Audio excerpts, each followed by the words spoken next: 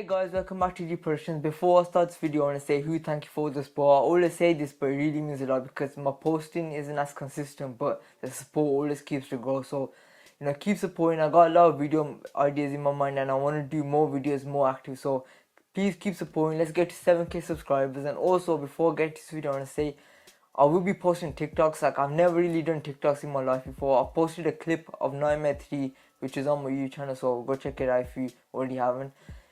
And I've never done TikToks, but I got a lot of ideas which I thought I don't want to do basic TikToks. I want to do something different, and I got a few ideas which hopefully from this week or a few days after this upload you'll be seeing my TikToks. So if you already haven't dropped a follow, please go do drop a follow. So let's get into this video. Like you see in this video, I've done a Chelsea video before, but I don't know who's gonna watch it or how we will do in terms of views. But let's get into this video. So like you see, Chelsea Football Club has officially been sold. Like if you're a football fan and you have been, you've been watching football on a daily basis, Chelsea has been, in the last few months, we've been through a rough time. Like started off with, December and November when Ben Chilwell and Reece James picked up an injury. Reece James came back with Ben Chilwell was gone for the remainder of the season. And then it got to the COVID when Chelsea players couldn't play because they were positive. And then, we got the Lukaku interview. And then to make it even worse, we got all the stuff with Chelsea sanctions and where the UK government literally sanctioned Chelsea from, fans couldn't buy tickets. And this was all something happened, I don't want to say on the YouTube channel, but officially Chelsea Football Club is owned by Todd Bowley and his consortium. Before it was owned by Roman Abramovich, but yeah, they had to, sell the goal. And I just want to say how I'm feeling about it. If I'm going to be totally honest, Roman Abramovich was probably one of the best owners of all time. Through the last 20 years, Chelsea have been literally the top club in England. Like we won the most trophies, and literally it'll be hard, without the constant investment coming into the club. But it was like we got all the other fan bases saying Chelsea literally done. Chelsea's will no longer be competing for top, but it don't look like it because the new Chelsea owners seem passionate, owners of Chelsea. They're passionate supporters. Like Todd Bowley himself, if I'm not mistaken, he's a season ticket holder, which, good signs for the club. So in this video, I just want to address a few things. Like first, before, I talk, I want to say congratulations to Real Madrid. Like, they literally deserve it. Like, Ancelotti was told, he's done at the top. He comes in, wins the La Liga and also wins, the Champions League, which literally, is history. Like the guy literally was told that, your days are done, like at the top. He comes back and wins 2 big trophies. And like Real Madrid had a tough season if you compare it to Liverpool. Liverpool, had the easy knockout stage after Inter Milan, even though they're doing good and they literally, elite team.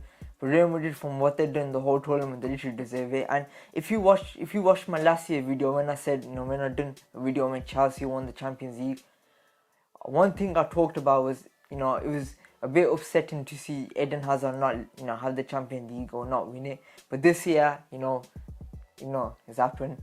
He's completed his silverware, cabinet, like he's won the Champions League, even though he hasn't deserved it this season or his time at Real Madrid. But for what he's done at Chelsea when Chelsea was not in the best stages, he deserves winning the Champions League. So huge congratulations to Real Madrid and Eden Hazard and the rest of the squad. And also, if Karim Benzema does not win the Ballon d'Or, that'll be the biggest robbery in football. First of all, the guy scored 40 plus goals and then also assisted a lot of goals as well. Carried Real Madrid through the league and the Champions League. Like the hat-trick he scored against Paris Saint-Germain when, Paris were going through, to the quarterfinals.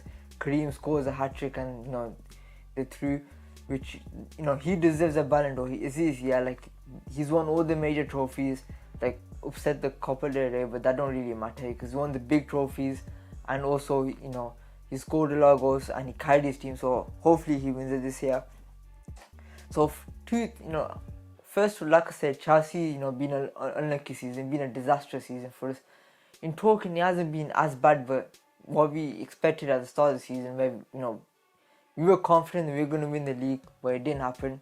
But then the thing is, just because we had a Russian owner, I feel like there's a lot of stuff against Chelsea. Like in 2020, the FA Cup final, I can't remember exactly, but because I wasn't watching it, because I remember, that's when the matches started playing and I was busy, I was out somewhere. But that match was, we were unfairly robbed when we watched the highlight. And then in 2021, the FA Cup, Tillman scored a goal. But if you watch the goal in play, it was a handball, and the goal counted, which was unfair. And then Leia in that match, 90-minute bench over, goal was denied. But that one was close. Like it was offside or not, but clearly the Tillman's goal, that one less to the FA Cup, was unfairly. And also in the Carabao Cup this year, I think 116th or 17th minute in extra time, Lukaku scores and goals denied, offside. But when you watch the highlights, or when you I'm sure VAR check, but it's sad to see that this happened in the last 5 finals. This happened 3 times in the last English domestic finals, which we lost the Carabao Cup unfairly as well. The FA Cup, it was fairly Liverpool's game, but it's upsetting to see that we lost stuff like this, and when Chelsea players couldn't play because they were tested positive, the games weren't rescheduled. Like they kept going, where we literally drew half of the games. In December, we went from 4 points ahead in the league to 8 points behind. And when it came to Liverpool season, their games were rescheduled. Like Carabao Cup, they rescheduled against Arsenal because their planes were unavailable, and it wasn't the same treatment against Chelsea to the likes of Liverpool and City. Like there was one game against Brighton where I think it was 89th minute, Callum Hudson-Odoi passes the ball but he doesn't get the pass, and it's saved by the defender. But if you watch it back, the defender used his hand and pushed the ball away, and at that point we were 4 points behind. And if we got that game and we scored that penalty, which we probably wouldn't, but there's a high chance we would have, and we probably would have been much closer to the title race, because after them games the morale was affected as well. And another thing I want to say, that Chelsea literally gained 20 million just for Hazard winning the Champions League, which literally the Chelsea board literally finessed Real Madrid in that deal, because Hazard hasn't really contributed much, but they've got money for his first La Liga title, which he was there, and the second one, and also the Champions League, which I feel bad for Real Madrid, but Hazard's Chelsea legend still paying back to Chelsea. And one thing I want to say, in football, tell me if you agree with this or not, but whenever there's been a player that's been sold over 100 million, they've always expected him to be a player that he isn't. Like Jack Grealish, Coutinho, also Hazard.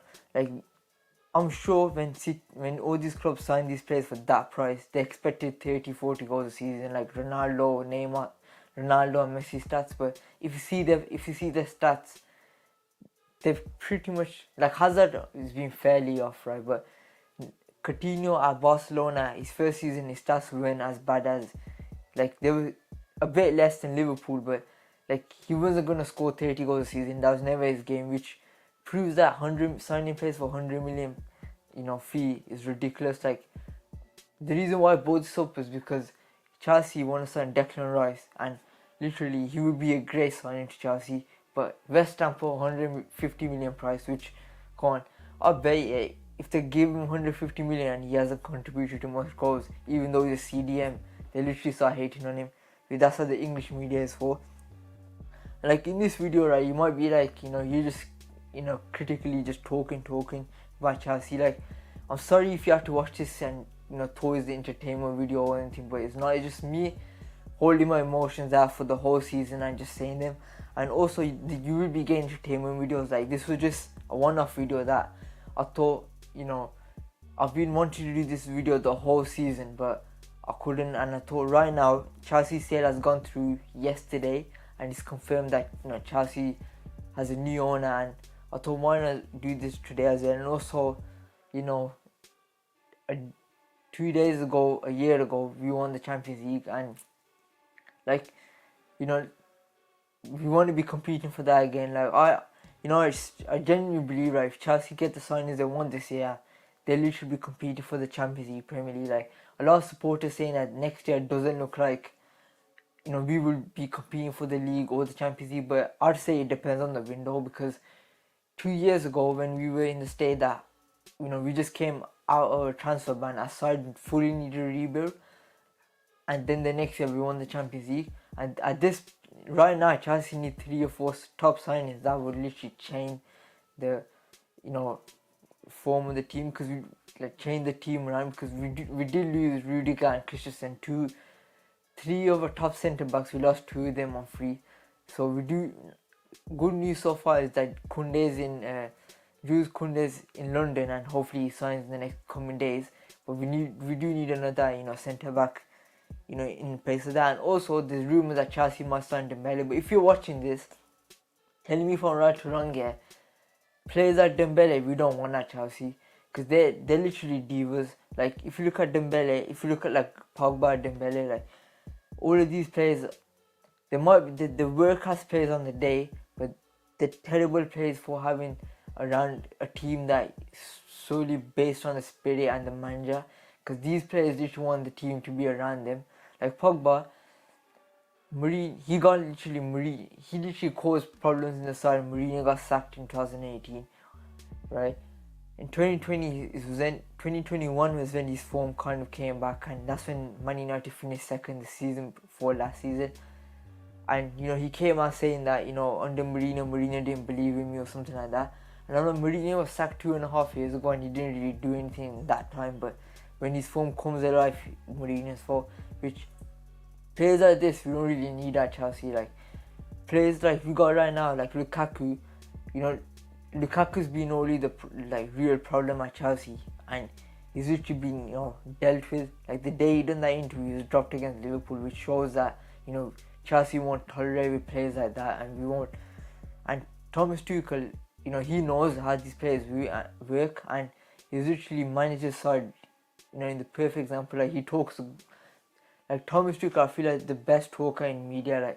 Like he's among Klopp and Guardiola to know that modern day players, they get offended very fast, and the way he talks, he literally keeps the morale up inside. So hopefully, depending on the signings we make, we show either if you're competing or if you're not competing. And let's just say hopefully this Chelsea sale now is for the good of the club. Like, from Ken Bates to Roman Abramovich, we literally went from a side that was okay, we qualified for Europe, but we weren't the best. But then we went from being that to a world class team. Now is a chance to I feel like this new ownership should take the team to not world class, to elite, now to a level higher than that before. But the people that say that Chelsea bought the success, it's true in a way that we bought, we did sign players and we did, win the league. We bought top manager, we bought top director of the board in, and then we went to win the league. But 3 years before, Abramovich bought the club, Chelsea won their 5th trophy in 2 years. So Chelsea had a trophy, had a history of winning some trophies, but we weren't as successful. And what Roman Abramovich did was took us to the next level, and hopefully Todd Bowley and his consortium take that even to the next level now. Like, it's not like other clubs that they went from literally not competing for anything at all to literally champions. Like, we were in the Champions League spot before, Abramovich signed. So, put some respect on Chelsea's name. Like, if you're watching this and you're a Chelsea fan and you want me to do more videos, honestly, this video is just me just talking rough and, just talking unscriptedly. Like, I had a bit of notes, but I didn't really think about what I'm saying too much. But if you want me to do more videos like this, I promise you I'll sit there, script it out, and make sure the video comes out much better than this one. But if you have enjoyed this and you took our talks and facts, please share this video. Thank you for watching. Like, share, subscribe. Thank you.